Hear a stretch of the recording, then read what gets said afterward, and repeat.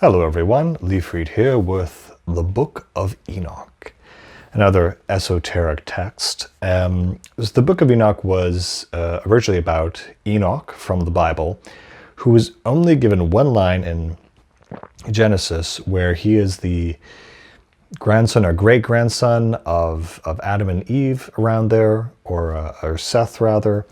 And so apparently this is part of the Apocrypha, one of the books in the Bible that was removed by the Council of Nicaea in 312, I think, is when they did it. And so there was a series of books that were like, we don't need that. So this is one of them. And it's interesting to read it because when you are reading the Old Testament, the first thing I'll say is that this looks like it fits just in terms of the writing style.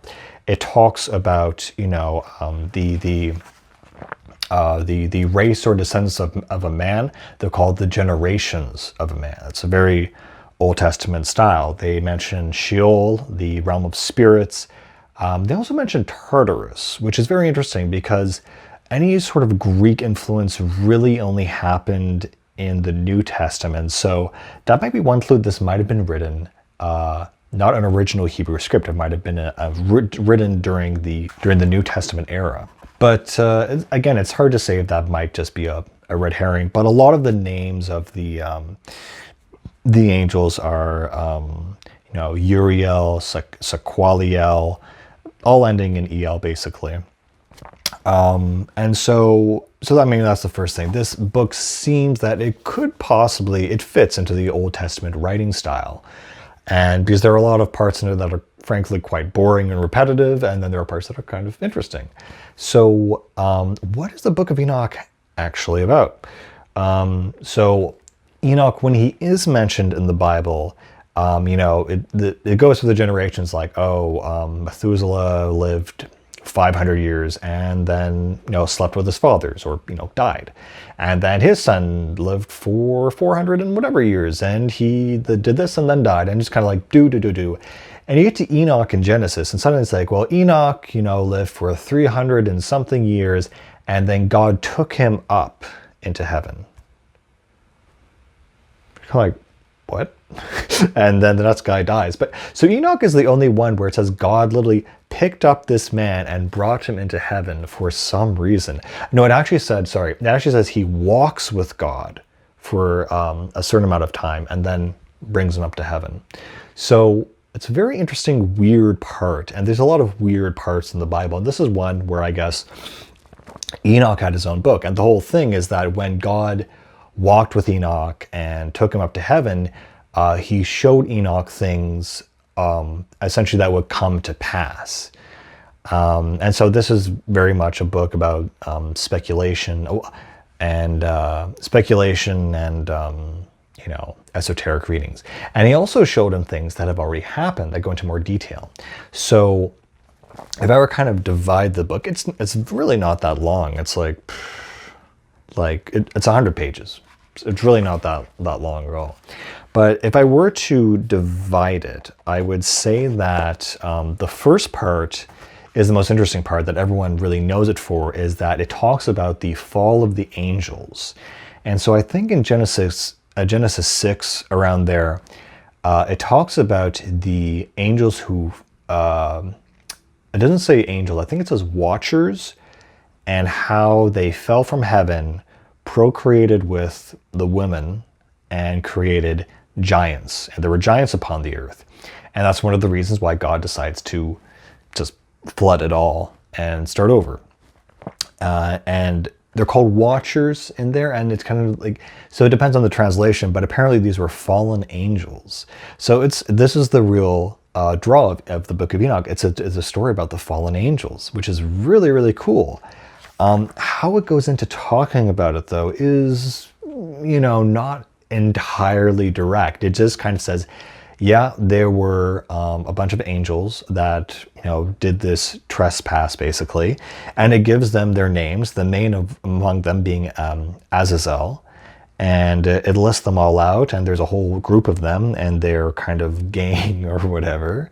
And so they come to Earth, they teach man about warfare, and sin and all the bad stuff. And apparently Azazel is claimed as a Promethean style of showing men how to cast weapons into bronze or brass or whatever, and create weapons basically. And so it kind of goes through that story of like they come down to Earth, they mess things up quite a bit, and then they're gonna get punished. Like they're gonna get, oh, it's gonna be so bad. They're gonna be set down into the underworld, and then they're gonna have to stay there until the final judgment at the end of eternity happens, and then they'll be judged. So they have to wait this whole time. And it talks about how they affect humanity and how wicked the people will come and why God is justified in just flooding the earth and just starting over, and how he's never going to do it again. And so Enoch is brought up as a scribe to record all these things that have happened, and then will happen. And so that's kind of the first part. It's about the fall of the angels, who they are, what they do. I mean, the one thing I will say about this whole book is that it is written like the Old Testament. It's very hard to follow sometimes. It's very esoteric and difficult to understand what exactly is going on. Something very cool that I do need to get, that a lot of people refer to this, is that when Enoch comes up to heaven, he says that the angels were walking through fire, or wearing white robes, and riding chariots of fire, and that they had faces like crystal. So there's a lot of very cool, imagery that you get in this biblical story.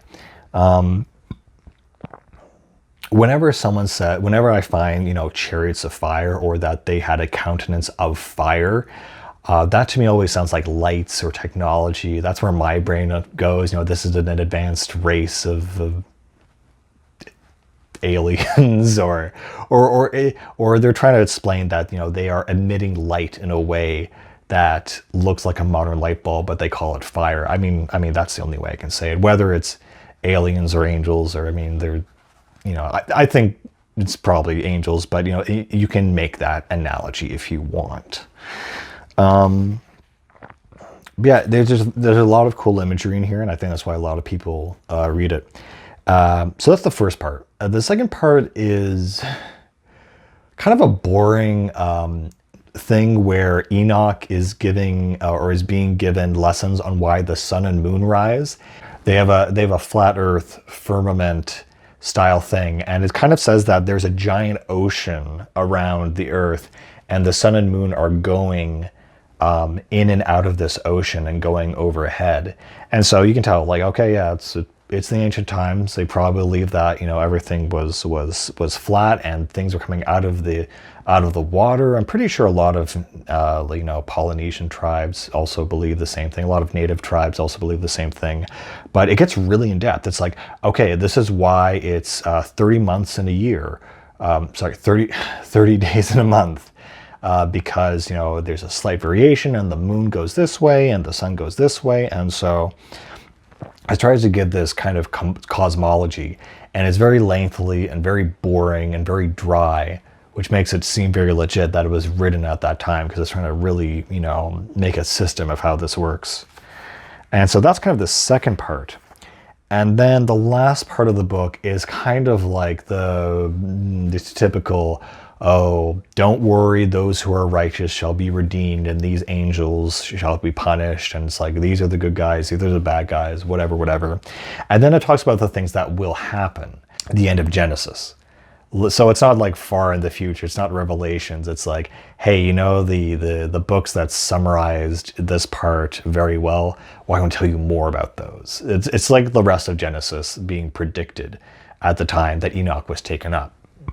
And so I think the coolest thing is that the last part of the book, it talks about a bunch of stuff, but it ends with the story of Noah and the coming of Noah and the birth of Noah.